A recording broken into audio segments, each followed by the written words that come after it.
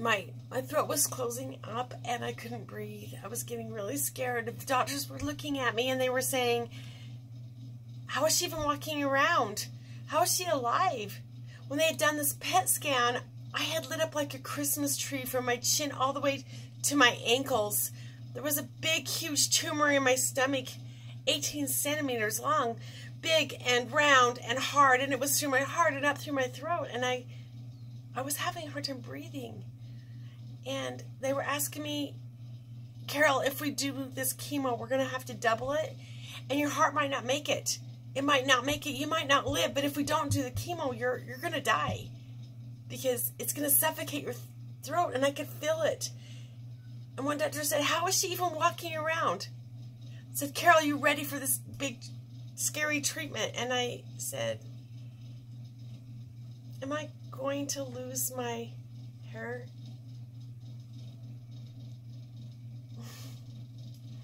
Yes, I'm alive.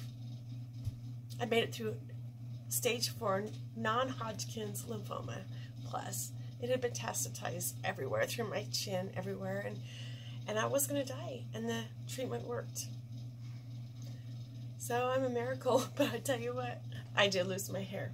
I lost every bit of it, every ounce. I was the shiny bald, not the shaved bald. It was the shiny bald, no hair on your eyebrows, eyelashes, no hair on your arms, no hair anywhere, no pubic hair, nothing, no eyelashes, and no nose hair. Did you know that when you don't have nose hair, actually, it's really bad because the boogers just fly out? They do. Boogers, whoop. So that's how that was. No hair. It's not the shaved kind. It's interesting that that's what I was the most worried about, not the life or death situation. And sometimes we do that.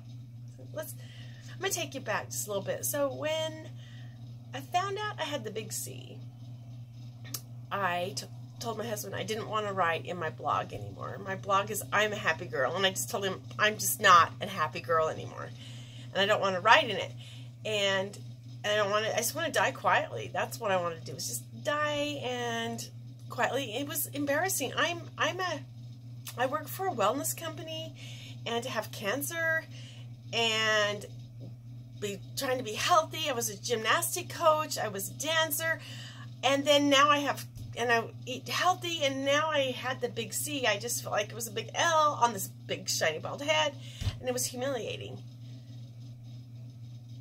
He told me that everyone was looking to see if a happy girl was true to her word. And so I kept writing, and I documented it. I documented when I curled my hair and it fell out in the curling iron, and then I had a wedding, and it was my son's wedding, and I documented that I had to go to the wedding with hardly any hair, and then I didn't want to wash my hair into the sink because I didn't want to wash it out down the drain, so then I documented that we shaved it off, and it was really painful. Your follicles hurt on your head, and then I documented to the world the pain of filling my little tiny pinhead. I didn't know I had such a little head, and it helped me and it helped them to know that we can be happy even when life is hard. This was a hard thing for me, but when I pushed through the hard and I shared it with the world and I pushed myself through the hard, I found that I could be happy. And even in that bald head, that no hair, I could still be happy. So I had made it through my chemo. I was ready to face the world. I had shaved my hair off, and I had a sparkly cap on, and I decided I was going to go on a little adventure downtown Idaho Falls, Idaho. I was going to walk across the street. It was 1 block. Down the sidewalk and into my favorite place, the safe place, the Melaleuca store. Love that store. So I opened the door, I looked down the boulevard, and there was no other baldies.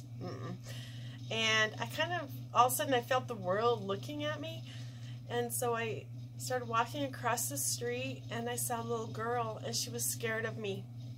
When she saw me, she was afraid, and she grabbed her mom's hand and squeezed hard, and her mom assured her it was okay, and And I just looked down of embarrassment and humility. I was like, I thought it was strong. I thought it was a good choice.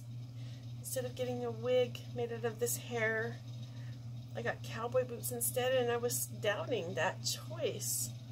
I was doubting the choice of getting a wig or cowboy boots. But I told my husband that the cowboy boots, they were a gesture of hope, a hope that I would have hair and boots someday. I do. And so I heard a hi. What? The mom said hi to me. I'm usually the one saying hi to others. How strange that so quickly I could be facing the world and be all strong, and then I was gone. I was embarrassed.